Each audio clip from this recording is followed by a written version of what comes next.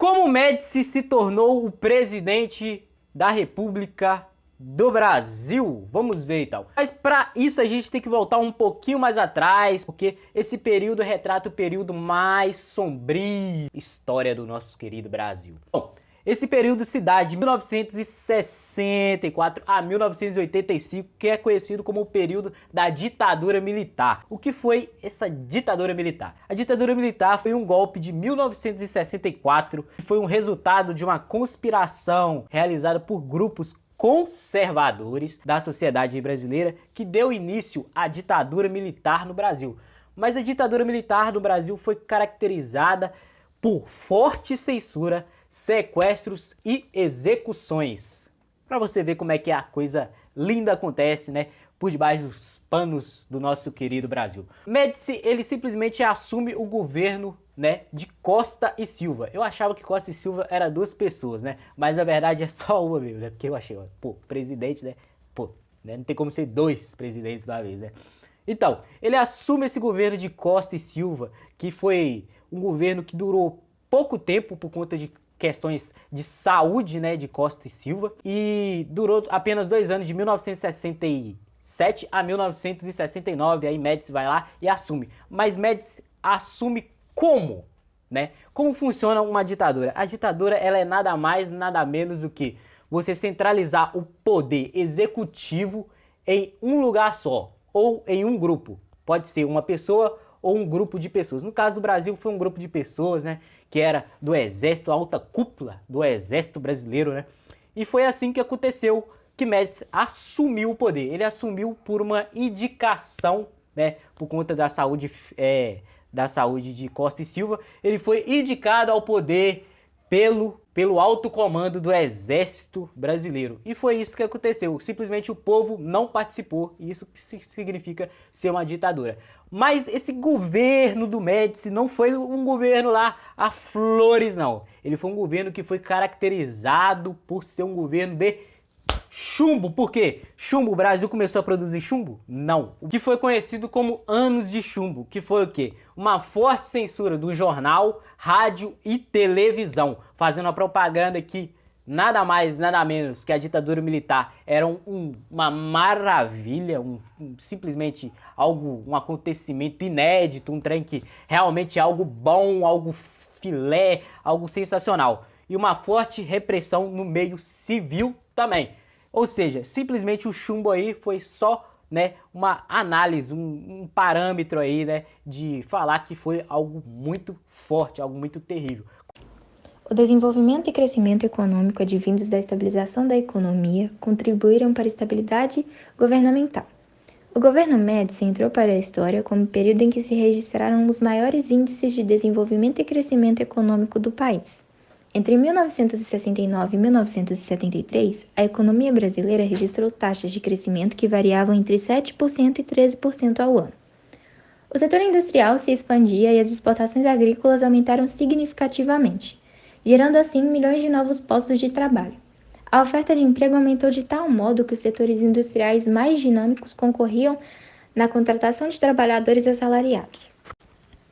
A fim de sustentar e ampliar o desenvolvimento e crescimento da economia, o governo investiu grandes somas de recursos financeiros em infraestrutura, construção de grandes estradas, pontes hidrelétricas e etc.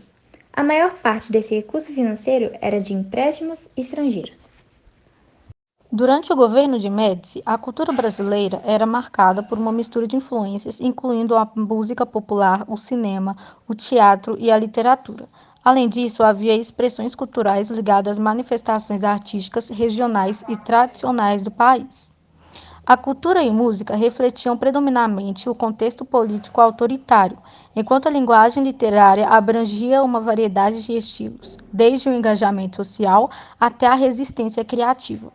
Algumas músicas populares durante o governo de Médici incluíram Para Não Dizer Que Não Falei das Flores, de Geraldo Vandré, e Apesar de Você, de Chico Buarque.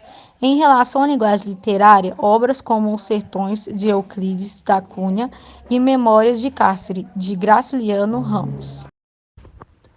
Durante seu governo, houve um forte foco no desenvolvimento econômico e na modernização do país. Algumas das principais obras realizadas durante seu mandato incluem a construção de rodovias como a Transamazônica e a expansão da malha ferroviária. Além disso, Médici incentivou a industrialização do país, promovendo investimentos em setores como automobilístico e siderúrgico. No entanto, é importante ressaltar que seu governo também foi marcado por violações dos direitos humanos e repressão política. No governo Médici, observamos o auge da ação dos instrumentos de repressão e tortura instalados a partir de 1968. A guerrilha do Araguaia, terminada em 1975, foi uma das poucas atividades de oposição clandestina a resistir. Os grupos comunistas defendiam várias maneiras de tentar derrubar o governo.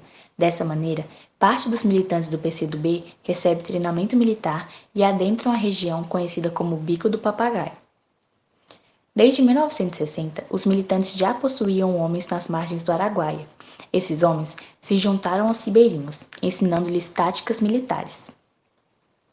O que facilitou tal aproximação foi o repúdio contra latifundiários, seringueiros e capitães por parte dos ribeirinhos, que eram informados pelos comunistas sobre as ligações entre esses poceiros e as forças da ditadura. Com interesses em comum, os ribeirinhos se aliaram aos comunistas, dando-lhes em troca comida, moradia e conhecimento sobre a área.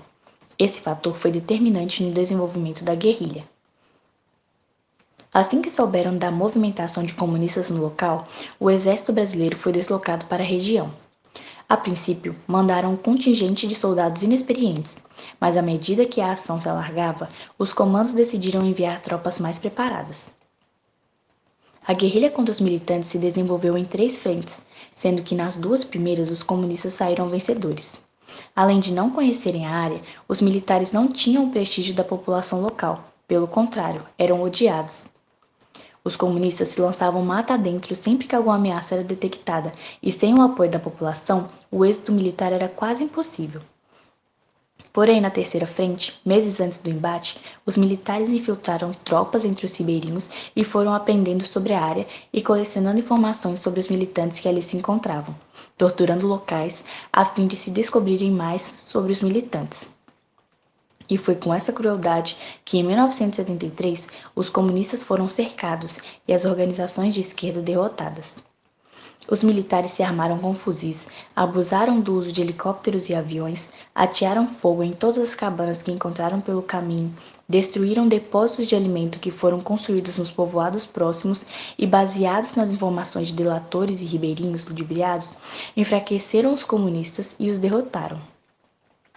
Com a derrota na Araguaia, os opositores do regime desistiram da via da guerrilha rural como forma de derrubar o regime militar.